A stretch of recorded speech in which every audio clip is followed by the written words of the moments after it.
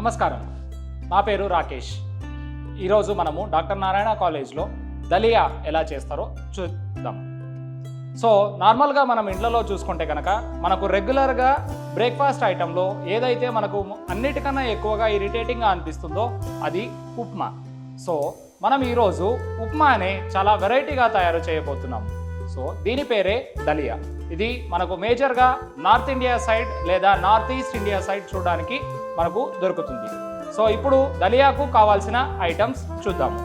దలియాకు మనకు ముఖ్యంగా దొడ్డు రవ, అంటే ఉప్మా రవ్వలో ఏదైతే అన్నిటికన్నా పెద్దగా ఉంటుందో ఆ రవ మనము దలియా కోసము వాడడం జరుగుతుంది. Carrot, onion, red chilli powder, oil, జీలకర్ర, ఉప్పు, potato, green peas, whole garam masala. Whole garam masala అంటే దీని లోపల మనము బిర్యానీ ఆకు, చెక్క, లవంగాలు, పెద్ద ఇలాయచీ ఇంకా చిన్న ఇలాయచీ వాడుతాము. మన దలియా ఎక్కువ ఫ్లేవర్ కావడానికి ఇంకా మనకు టేస్టీగా అనిపించడానికి నెయ్యి ఇంకా కట్ చేసుకున్న టొమాటో. ఇప్పుడు మనము దలియా చేసే విధానాన్ని చూద్దాం. ముందుగా స్టవ్ వెలిగించుకొని ఆయిల్ వేసుకుందాం.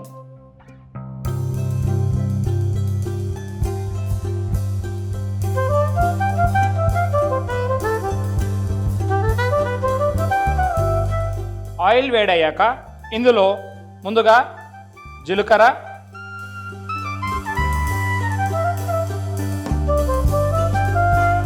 హోల్ గరం మసాలా. హోల్ గరం మసాలా మనకు చిటపటలాడేంత వరకు కుక్ చేసుకోవాలి.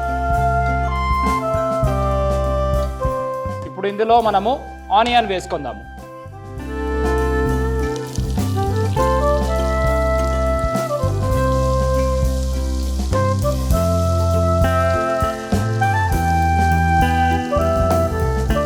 మనం కట్ చేసి పెట్టుకున్న వెజిటేబుల్లో అన్నిటికన్నా ఎక్కువ సమయం కుక్ అవ్వడానికి క్యారెట్ తీసుకుంటుంది కాబట్టి ముందుగా మనము క్యారెట్ని యాడ్ చేసుకుందాము.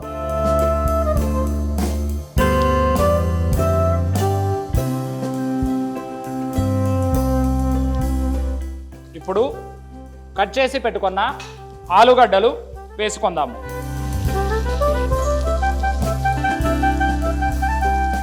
మనము వేసుకున్న వెజిటేబుల్స్ తొందరగా కుక్ అవ్వడానికి ఇప్పుడు మనము కొంచెం సాల్ట్ యాడ్ చేసుకుందాము.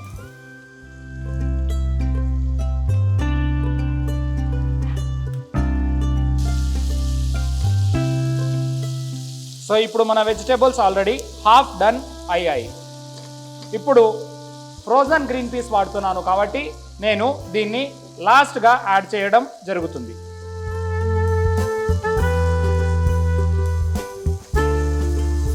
అదే మనము గ్రీన్ పీస్ ఇంట్లో దొరికేటువంటి గ్రీన్ పీస్ వాడుతున్నాము అంటే కనుక దాన్ని ఓవర్ నైట్ సోక్ చేసుకొని వాడడం మంచిది. ఇప్పుడు ఇందులో మనం మన దలియా వేసుకుందాము. ఇది గోల్డెన్ బ్రౌన్ కలర్ వచ్చేంత వరకు మనము దీన్ని రోస్ట్ చేసుకోవాలి. రెగ్యులర్గా చేసుకునే ఉప్మా కన్నా ఇది చాలా రుచికరంగా ఉంటుంది. ఎందుకంటే దీనిలో మనము వివిధ రకాల వెజిటేబుల్స్ ఇంకా హోల్ గరం మసాలా వాడడం వల్ల దీని యొక్క ఫ్లేవర్ అనేది చాలా మంచిగా ఉంటుంది.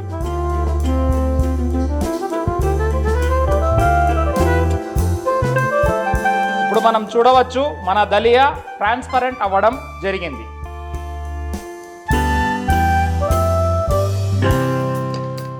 సో ఈ స్టేజ్లో నేను ఇందులో నెయ్యి కలుపుతున్నాను.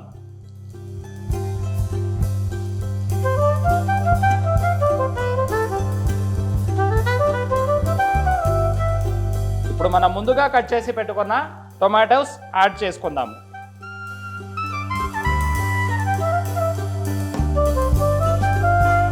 ఇప్పుడు ఇందులో కొంచెం రెడ్ చిల్లీ పౌడర్ యాడ్ చేసుకుందాము. నేను Kashmiri red chilli powder add చేస్తున్నాను. ఎందుకంటే కాశ్మీరీ రెడ్ చిల్లీ పౌడర్ వల్ల మన ప్రోడక్ట్కి మంచి కలర్ వస్తుంది. ఇంకా కాశ్మీరీ రెడ్ చిల్లీ పౌడర్లో స్పైసీనెస్ అనేది తక్కువగా ఉంటుంది. ఒకవేళ మీరు కారం ఎక్కువ తినే వాళ్ళైతే కనుక రెండు సరి సమానంగా మన దలియాలో యాడ్ చేసుకోవచ్చు.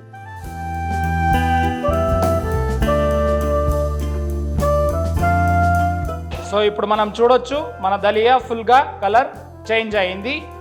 ఇప్పుడు దీనిలో మనము ముందుగానే మనం బాయిల్ చేసి పెట్టుకున్న హాట్ వాటర్ని యాడ్ చేయడం వల్ల మనకు ఇది టైం సేవ్ చేయడమే కాకుండా మన దలియా అనేది తొందరగా కుక్ అవుతుంది.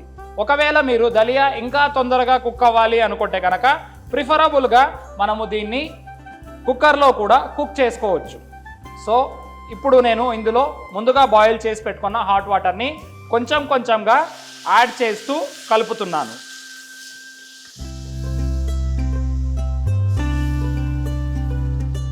ముందుగానే బాయిల్ చేసి పెట్టుకున్న వాటర్ యాడ్ చేయడం వల్ల మనకు టైం సేవ్ అవ్వడమే కాకుండా ప్రోడక్ట్ అనేది తొందరగా కుక్ అవ్వడం కూడా జరుగుతుంది.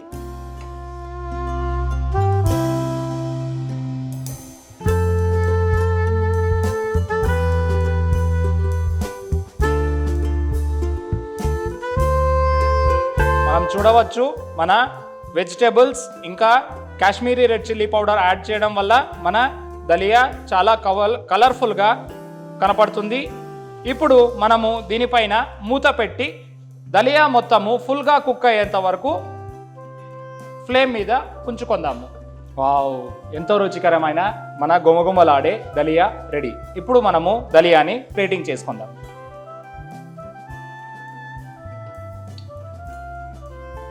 గుమగుమలాడే ఎంతో రుచికరమైన దలియా రెడీ. ఇందులో హోల్ గరం మసాలా ఇంకా వివిధ రకాలైన వెజిటేబుల్స్ యాడ్ చేయడం వల్ల మనకు ఇది చాలా టేస్టీగా అనిపిస్తుంది.